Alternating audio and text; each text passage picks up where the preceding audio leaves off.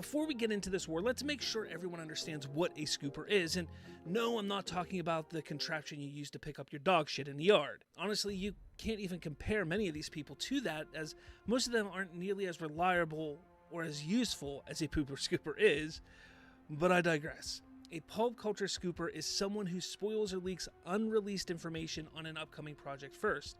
It could be a movie, video game, book, comic book, really anything. In order to be considered a reliable scooper, though, the information you share needs to be accurate more often than not. However, there are a handful of people that have found a place in this field by simply telling half-truths, lies, and what the audience wants to hear. I wouldn't call them scoopers, as they're more like grifters and con men than anything else. With that out of the way, let's get into the stuff that filled our timelines and YouTube screens through 2020 and most of 2021. During this time, we saw a plethora of old and new players pop up, all of whom were trying to grab the attention of the bored and lost pulp culture fans. I'd like to believe that they were once honorable in their endeavors. Perhaps they were simply just trying to find a quick way to build a brand.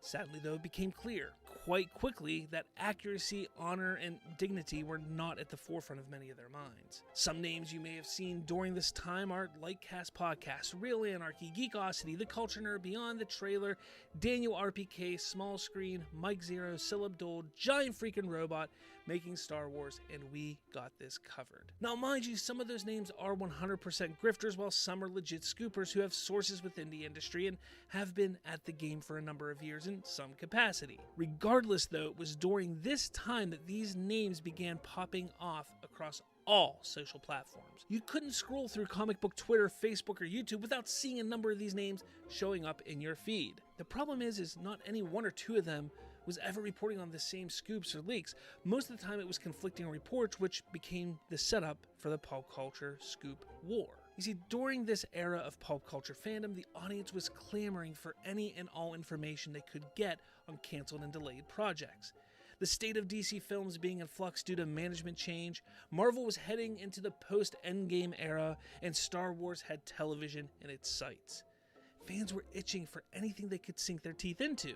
Unfortunately, the scoopers and grifters saw this as an opportunity to cash in, and they did just that. Hell, I wouldn't be surprised if many of the false scoops were planted by the studios simply to keep talk alive.